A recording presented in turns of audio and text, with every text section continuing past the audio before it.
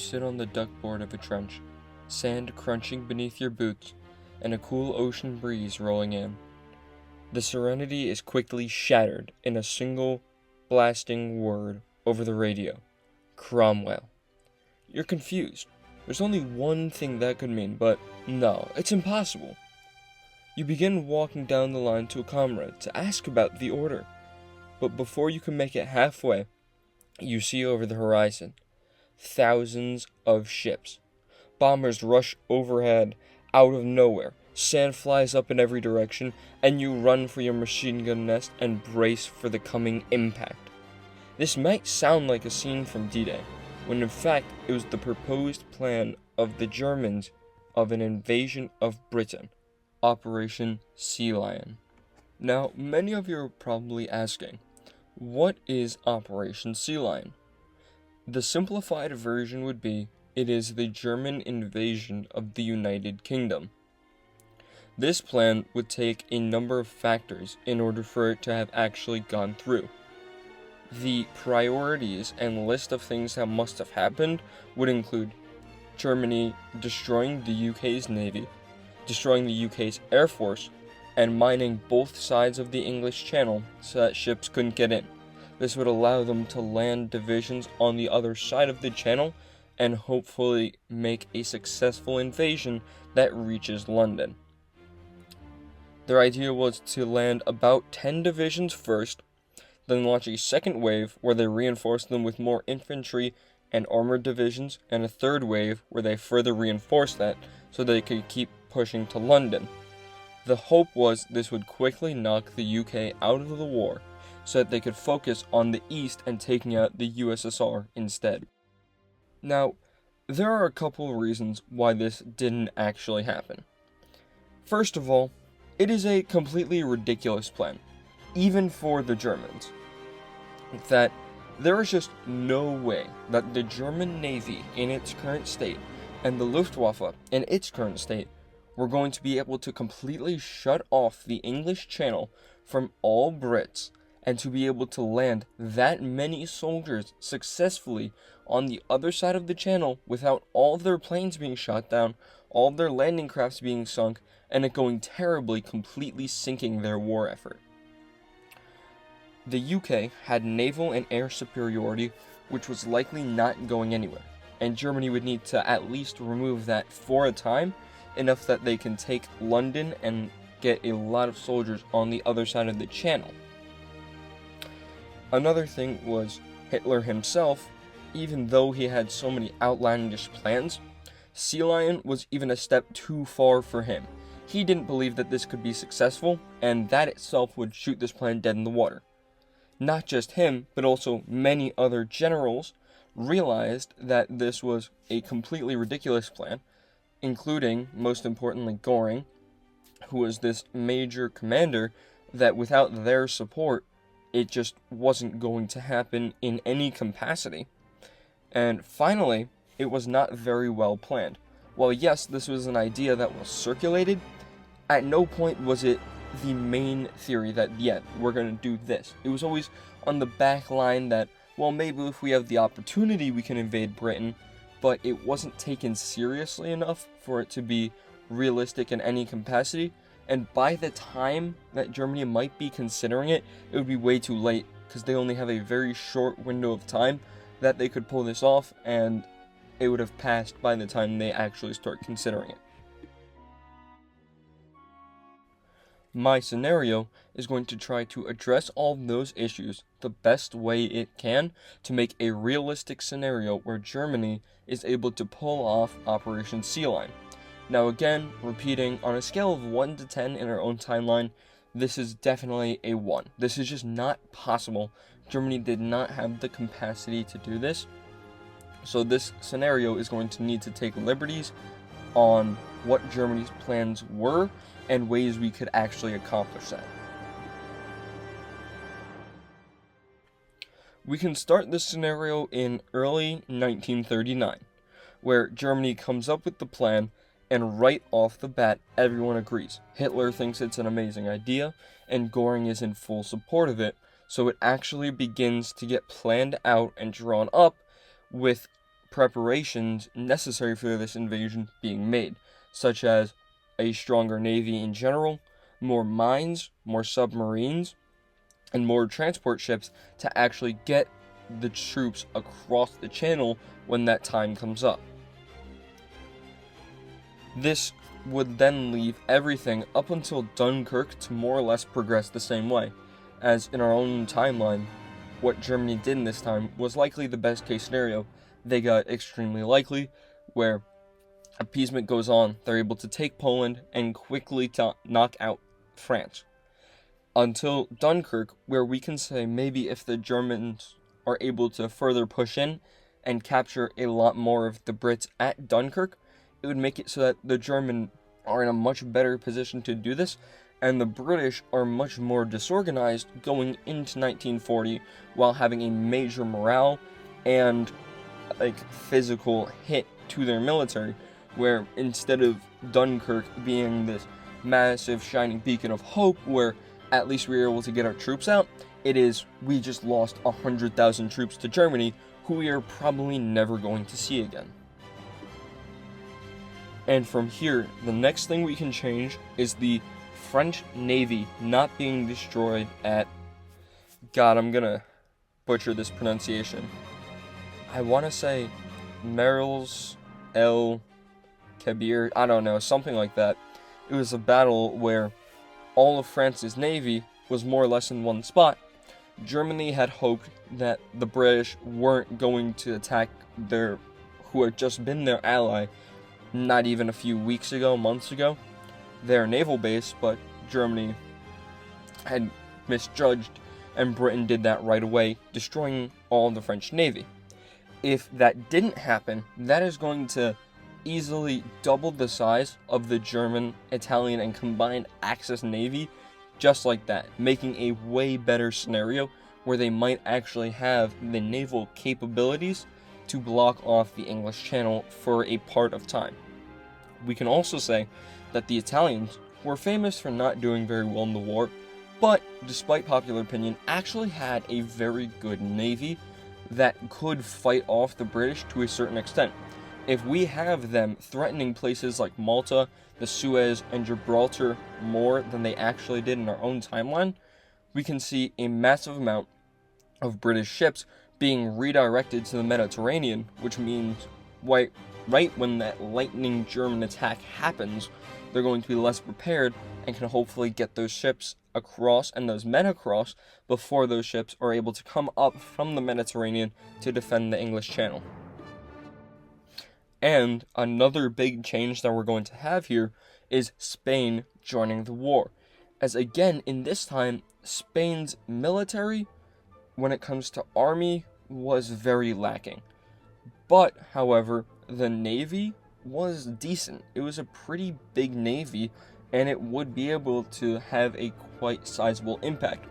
So if at this point they join, help out the Italians in the Mediterranean, while both the Italians and Spanish send all of their extra ships, transport ships, and submarines to the Kriegsmarine, along with all of France's navy going to the Kriegsmarine, you have a scenario where Germany's military could be double or triple the size it was in real life, making this plan go from a 1 to way higher in plausibility with that already.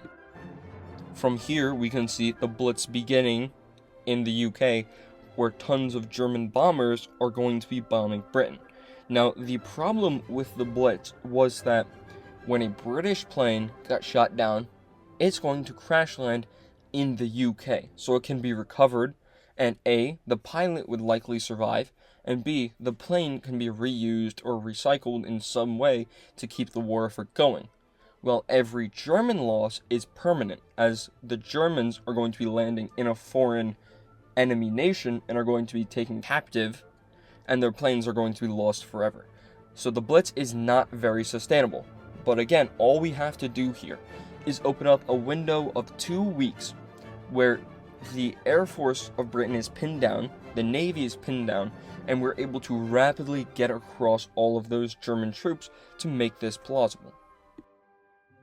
And the next most important thing is around this time we're going to need to have Germany placing a ton of mines at either side of the British Channel or English Channel, as that is going to be the biggest factor in limiting the British Navy, as if those ships can't actually get into the English Channel, then Germany would have this major advantage there, which is, again, absolutely necessary for this scenario to work out. And from here, we're going to need to have an extremely coordinated offensive by the Germans, where the Army, Navy, and Air Force are able to quickly organize and rapidly begin crossing the channel. While this would not stay very hidden for very long, maybe the Germans could make the British think that the attack is going to happen maybe a couple other places, but realistically this is not going to be a surprise, and while Britain isn't going to be very prepared, they're still going to be taken by surprise for the most part. They're not going to be completely unprepared. It's not going to be a cakewalk for the Germans. And here we can see the Luftwaffe redirecting to bombing coastal fortifications and British ships. The Luftwaffe is going to be the most important part of this plan, where if at any moment they get compromised, then A, machine guns and fortifications for the Germans against the Germans can keep firing unimpeded, and British ships and planes are going to be able to sink any reinforcements coming over very quickly and completely destroy the entire operation, stranding however many Germans were on the other coast and ruining Germany's chances at anything else in the future.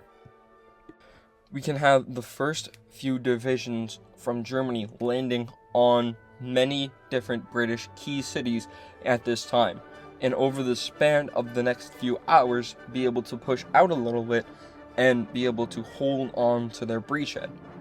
But around this time, the German Air Force would need to cycle back to Germany or France to refuel and rearm, and in that time we could likely see Britain trying to launch some kind of counteroffensive in this very brief window, having the Germans pushed back a bit, but not all the way out of England. And then not too long after, the Luftwaffe is going to be able to return and stop the British advance with the next wave of heavily armored troops, tanks, and reinforcements arriving, pushing back that counteroffensive, destroying it, and allowing the Germans to make much more northward progress. And the British unpreparedness is going to be greatly taken advantage of here, where the Germans, with their now very heavily armored men with a lot of tanks, are going to be able to push very far north without meeting much British resistance, as British reinforcements were much higher up in the country and not prepared for this level of an invasion. With the third wave reaching again around this time a bit later, securing the breachhead and making it so that they can't immediately be pushed out anymore. Any push by the Germans against the Germans by the British would take multiple days at least to repel them, in which time more troops can be sent over and there could be a large battle for England itself. Within a couple days of this scenario, we can see German reinforcements continuing to be just brought across the English Channel 24/7. And the British, again, their reinforcements and reserves are going to be called upon, setting up a major battle where most of the British armor and infantry would be facing off most of the German armor and infantry a couple miles south of London.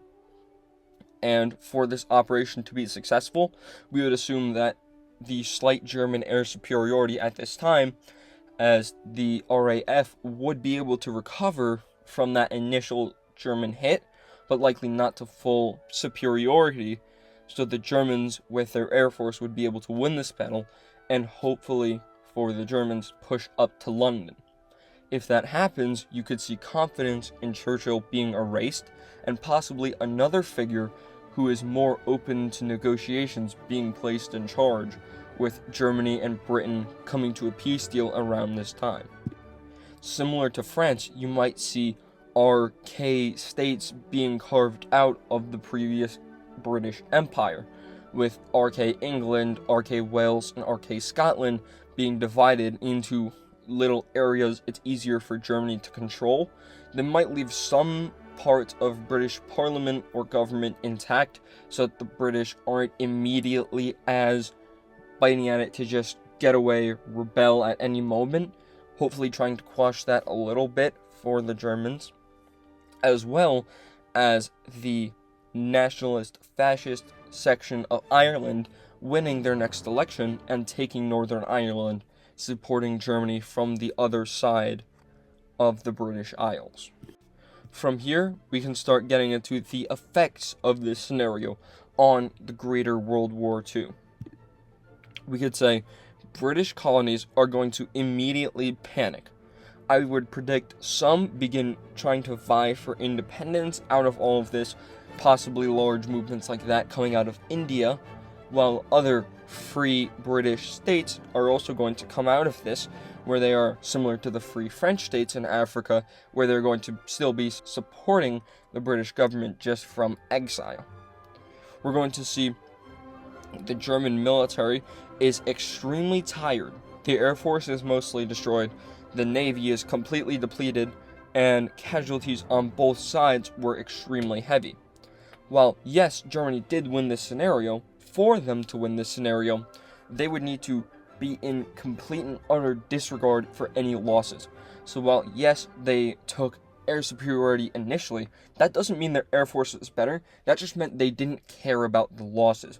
So coming out of this, their air force is going to be crippled. Same thing. They're just going to be throwing ships at the British to keep them away from the breachhead so that they can keep going and win quickly, as their plan isn't to get complete superiority, it's to get superiority for a short window by sacrificing enough men and supplies that they're able to quickly knock them out.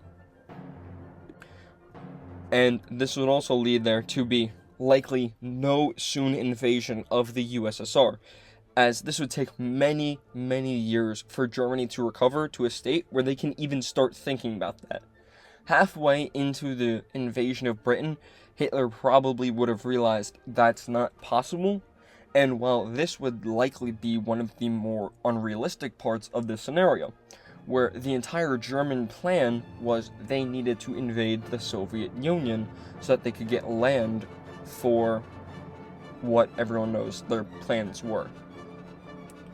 And by doing this, they're sacrificing all of those for taking out Britain, which, while yes, in the very long run, talking about decades down the line, would be the better case scenario for Germany. German leadership, who was on drugs and completely out of it and insane, actually believing the stuff that they were saying, would completely likely not go for that. But again, this scenario assumes that they do, and that's really going to be one of the bigger changes allowing this scenario to happen. So this means Operation Barbarossa is going to be pushed off until way later. But areas like Africa and the Middle East are no longer going to have the UK's protection, meaning it's way easier for Italian and German forces to focus on there instead, as France has been taken out and Britain has been taken out, removing all forces from those areas. Most of them are probably going to still resist and still fight against the Germans, but they're not going to have the same technology or resources that they did when they were backed by Britain. So you wouldn't see things like a major tank battle at El Alamein. You would just see one side being vastly superior and rolling over the other. And after a year or two, you could probably see Germany and Italy completely consolidating North Africa, and after a little bit longer, you could see Germany working with independent nationalistic groups in the Middle East, like Iraq, to completely consolidate that. And the major change that's going to come out of this is they're going to get massive natural resources from this. They're going to get that oil from the Middle East that they so desperately needed, putting them in a situation that once their forces recover from Operation Sea Lion, they're in a much better scenario to invade the Soviets, as they don't need to do stupid decisions like Stalingrad because they need that oil. And this would set them up for a position where the future is very open, as if the US or the USSR takes the initiative and attempts to disarm or conquer Germany in this time, they would be very much open to do so, as Germany is not in a very big position to fight against that. However, neither nation was really looking to do that. So unless they realize how big of a threat Germany will be in the future, then Germany might be able to recover and have terrible effects. Now, of course, again, this scenario relies on many, many assumptions, and it most importantly assumes that the Germans need to win at Sea Lion, as that's the entire premise. Now, how we get there was a bit rocky, as multiple factors weren't the most realistic, but the effects would be likely what we see if Sea Lion is completely a success for the Germans. And now this is going to be the part where I ask you to please like and subscribe if you haven't already done that, as again, we're still very small, only 14 subscribers when we're trying to get to as many as we can. I'd like to thank everyone who has subscribed, because I know in the last little bit we've jumped up 4 or 6 subscribers, somewhere in that range, which again isn't a lot, but it's almost double what we had before. And anyone who would feel so inclined after this to like or leave a comment suggesting something for the future, maybe another scenario like this one was suggested to me by somebody, anything would help and I'd greatly appreciate it. And that's about it. Peace.